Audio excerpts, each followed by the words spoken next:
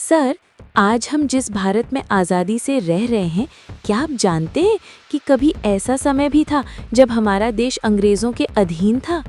मुझे हमेशा ये जानने की जिज्ञासा रही है कि आखिर अंग्रेज़ इतने दूर देश से भारत कैसे आए और उन्होंने इतने बड़े और समृद्ध देश पर अपना शासन कैसे स्थापित कर लिया।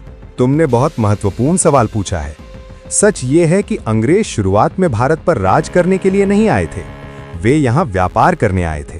लेकिन धीरे धीरे परिस्थितियां ऐसी बनी कि व्यापार करने वाली एक कंपनी ने भारत की राजनीति और प्रशासन पर नियंत्रण करना शुरू कर दिया। सर, जब अंग्रेज भारत आए थे, उस समय भारत की स्थिति कैसी थी? क्या भारत सच में इतना समृद्ध था कि विदेशी लोग यहाँ आने के लिए उत्सुक थे? हाँ, उस समय भारत दुनिया के सबसे समृद्ध देशों में से एक माना जाता था। यहाँ के मसाले, कपास, रेशमी कपड़े, हीरे जवाहरात और अन्य कीमती वस्तुएं पूरे विश्व में प्रसिद्ध थीं। यूरोप के व्यापारी इन वस्तुओं को प्राप्त करने के लिए भारत आने के रास्ते खोज रहे थे। सर, उस समय यूरोप से भारत आना आसान नहीं रहा होगा, फिर अंग्रेज यहाँ तक कैसे पहुँचे? बिल्कुल सही कहा। पहले यूरोप से भारत आने का कोई सीधा समुद्री रास्ता नहीं था, लेकिन 1498 में एक पुर्तगाली नाविक वास्को डी गामा ने समुद्री मार्ग से भारत पहुंचने का रास्ता खोज लिया।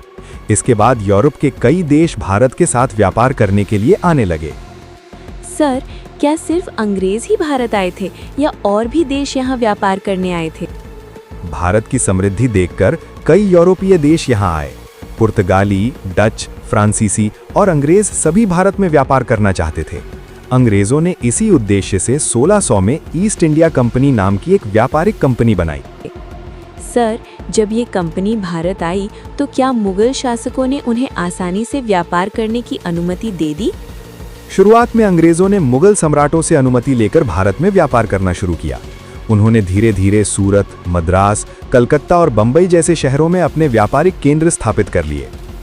लेकिन सर, व्यापार करने वाली कंपनी इतनी शक्तिशाली कैसे बन गई कि उसने भारत पर शासन करना शुरू कर दिया? उस समय भारत में मुगल साम्राज्य कमजोर पड़ रहा था और कई छोटे छोटे राज्य बन गए थे।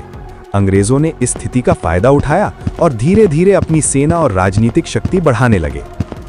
सर, क्या कोई ऐसा युद्ध हुआ जिसने अंग्रेजों की ताकत को अचानक बहुत बढ़ा दिया? हाँ, 1757 में बैटल ऑफ प्लासी हुआ। इस युद्ध में अंग्रेजों ने बंगाल के नवाब को हरा दिया।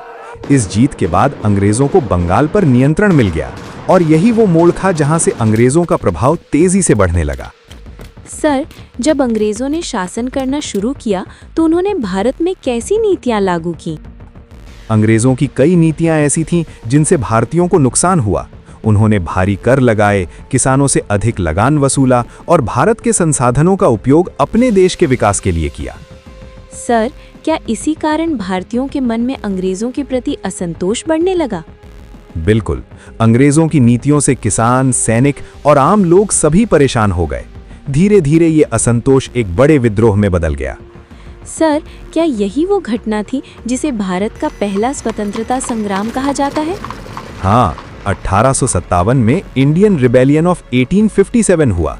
ये अंग्रेजों के खिलाफ एक बड़ा विद्रोह था जिसमें सैनिकों, किसानों और कई भारतीय नेताओं ने भाग लिया। सर, इस विद्रोह के बाद भारत में क्या बदलाव हुआ? इस विद्रोह के बाद अंग्रेज सरकार ने कंपनी से सत्ता लेकर सीधे भारत पर शासन करना शुरू कर दिया। इसके बाद भारत पूरी तरह ब्रिटिश साम्राज्य के अधीन हो गया। सर, फिर भारत के लोगों ने आज़ादी के लिए क्या कदम उठाए? धीरे धीरे भारत में स्वतंत्रता आंदोलन शुरू हुआ। कई महान नेताओं ने अंग्रेजों के खिलाफ आवाज उठाई और देश को आज़ादी दिलाने के लिए संघर्ष किया। सर, आज की चर्चा से मुझे ये समझ में आया कि अंग्रेज शुरुआत में केवल व्यापार करने आए थे, लेकिन धीरे धीरे उन्होंने भारत की राजनीति और प्रशासन पर नियंत्रण कर लिया। बिल्कुल सही। इतिहास हमें ये सिखाता है कि किसी भी देश की एकता और जागरूकता बहुत महत्वपूर्ण होती है। अगर लोग जागरूक रहें तो कोई भी बाहरी शक्ति उस देश पर लंबे समय तक शासन नहीं कर सकती। अगर आप जानना चाहते हैं कि भारत ने अंग्रेजों के खिलाफ संघर्ष करके आज़ादी कैसे प्राप्त की, तो हमारे चैनल पर जाकर पूरी डॉक्यूमेंट्री जरूर देखें।